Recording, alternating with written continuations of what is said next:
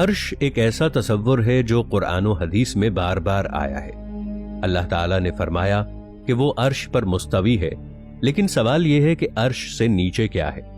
वो कौन सी मखलूकात या कायनाती सतहें हैं जो अर्श और जमीन के दरमियान हैं? क्या इंसान इस राज को समझ सकता है?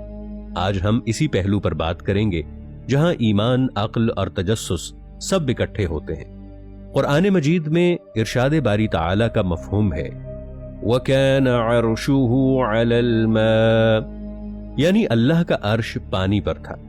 इस आयत से पता चलता है कि आसमान और जमीन की तख्लीक से पहले भी अर्श मौजूद था। एक और आयत में फरमाया रहमान अर्श पर बुलंद हुआ, मगर यह बुलंदी हमारी बुलंदी जैसी नहीं।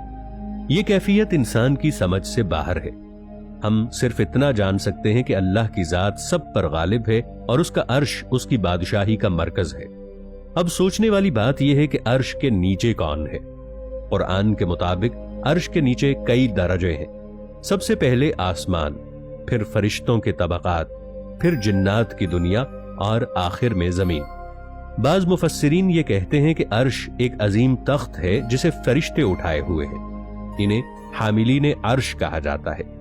कुरान में आया है जिसका मफहूम कुछ यूं है कि वो फरिश्ते जो तेरे रब के अर्श को उठाए हुए हैं और इसके गिर्द घूमते रहते हैं, वो अल्लाह की तस्बीह करते हैं और ईमान वालों के लिए दुआ करते हैं। यानी अर्श एक ऐसी हकीकत है जो नूरानी मखलूकात के सहारे कायम है। उलमा कहते हैं कि अर्श के नीचे एक कुर्सी भी है। कुरान में आया है जिसका मफहूम कुछ यूं है कि अल्लाह की कुर्सी ने आसमानों और जमीन को घेर रखा है। बाज उलमा के मुताबिक ये कुर्सी वो निजाम है जो कायनात के नज़्म नसक को चलाता है। यानी अर्श हुक्मरानी की अलामत है और कुर्सी तदबीरो निजाम की। इसी तरह अर्श सबसे ऊपर, उसके नीचे कुर्सी, फिर आसमान, फिर जमीन, एक मुकम्मल तरतीब है। हदीस मुबारका में आया है कि अल्लाह के अर्श के नीचे एक अजीम समुंदर है। इस समुंदर की वसात का कोई अंदाजा नहीं। बाज उलमा ने कहा कि वो पानी है जिस पर अर्श कायम है। जैसे कुरान में आया कि अर्श पानी पर था। फिर इसके नीचे वो मकाम है जहां फरिश्ते मौजूद हैं, वो मखलूकात जिनकी तादाद इंसान नहीं जानता। फरिश्ते जो अर्श को उठाए हुए हैं वो अल्लाह की तस्बीह करते हैं। उनकी तस्बीह की गूंज से आसमानों में नूर की लहरें बनती हैं। बाज उलमा ने कहा है कि जब जमीन पर कोई नेकी की जाती है तो अर्श के नीचे के फरिश्ते खुश होते हैं, और जब कोई जुल्म होता है तो ये अर्श लरज उठता है। ये अलामती अंदाज है कि कायनात के हर दर्जे में नेकी और बदी का असर जाता है। अब अगर हम सोचें कि अर्श से नीचे क्या है तो हमें एक तरतीब मिलती है। सबसे ऊपर अर्श, इसके नीचे फरिश्ते, फिर कुर्सी, फिर आसमान, फिर जमीन, फिर असफल दुनिया यानी असफल साफिलीन। हर सतह में मखलूकात हैं और हर मखलूक अपनी जिम्मेदारी अदा कर रही है।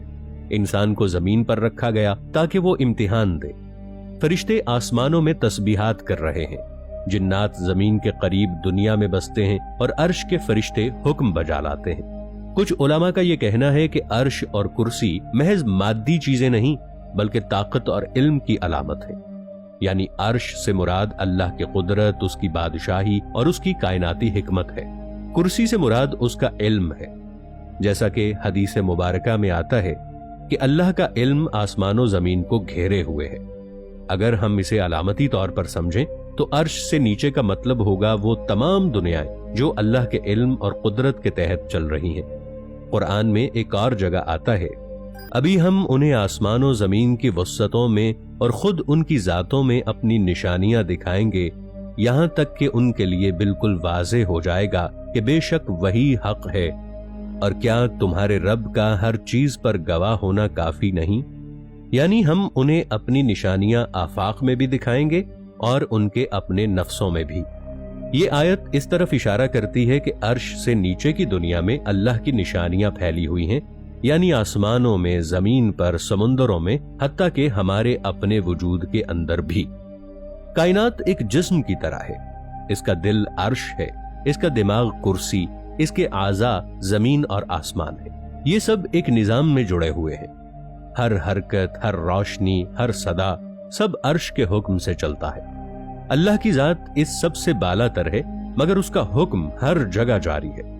अब अगर हम तसव्वुर करें तो अर्श के नीचे एक ऐसी दुनिया है जिसे न हम देख सकते हैं न छू सकते हैं। वो आलमे मलाकूत है, जहां नूरानी मखलूकात रहती हैं। इसके नीचे आलमुल जिन्न है, जहां वो मखलूकात आबाद हैं जो इंसानों से पहले पैदा की गई। फिर आलमुल इंसान है, जहां हम रहते हैं। फिर आलमुल ज़ुलुमात है, जहन्नम या वो नीचे की दुनिया जहां रोशनी नहीं पहुंचती। यूं अगर देखा जाए तो अर्श से नीचे तक कई तबकात बनते हैं। हर एक में अल्लाह की कुदरत का एक नया जलवा है।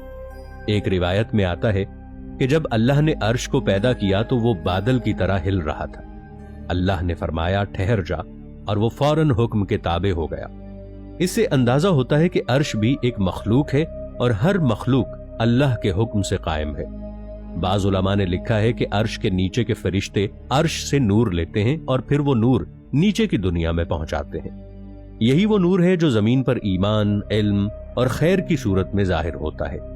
यानी अर्श से नीचे की दुनिया सिर्फ खाली खला नहीं, बल्कि रोशनी और इल्म की राहें हैं जो ऊपर से नीचे तक बहती हैं। अगर हम सादा अल्फाज में कहें तो अर्श से नीचे वो सब कुछ है जो वजूद में है। अल्लाह के सिवा हर चीज अर्श के नीचे है। अर्श के नीचे अल्लाह का निजाम चल रहा है, एक मुकम्मल तरतीब जिसमें कोई कमी, कजी या गलती नहीं है। इंसान के लिए सबसे बड़ा सबक यह है कि वो ये समझे कि वो अर्श के नीचे है, यानी वो अल्लाह के हुक्म के ताबे है। इसकी जिंदगी, मौत, रिज्क सब उसी अर्श वाले रब के कब्जे में है। जब इंसान इस हकीकत को समझ लेता है तो उसके अंदर आजिजी आ जाती है और वो समझता है कि उसकी दुनिया कितनी छोटी और अल्लाह का निजाम कितना वसी है। और शायद यही अर्श से नीचे का सबसे बड़ा राज है कि हर चीज एक तरतीब में है, हर मखलूक अपने मकाम पर है और हर जर्रे में अल्लाह की कुदरत छुपी हुई है। इंसान के लिए ये सोच काफी है कि वो इस वसी निजाम का एक छोटा सा हिस्सा है और इसके ऊपर एक ऐसा रब है जिसका अर्श तमाम कायनात को घेरे हुए है। कुछ सूफिया ने कहा कि जब कोई दिल से अल्लाह को याद करता है तो उसकी दुआ सीधी अर्श तक जाती है। यानी इंसान का दिल अगर पाक हो, साफ हो तो जमीन से लेकर अर्श तक का फासिला एक लम्हे से भी कम में तय हो जाता है। यही वजह है कि दुआ को सफरे अर्श कहा गया है, क्योंकि खुलूस से की गई पुकार कभी नीचे नहीं रहती। फरिश्ते इस दुआ को नूर के गिलाफ में लपेट कर ऊपर ले जाते हैं और जब वो अर्श के करीब पहुंचती है तो अल्लाह के हुक्म से इसके बदले में सुकून और बरकत जमीन पर उतारी जाती है। कुछ अहले मारफत ने कहा है कि अर्श के नीचे आलमे अरवाह भी है, जहां हर रूह अपनी असल पहचान के साथ मौजूद है।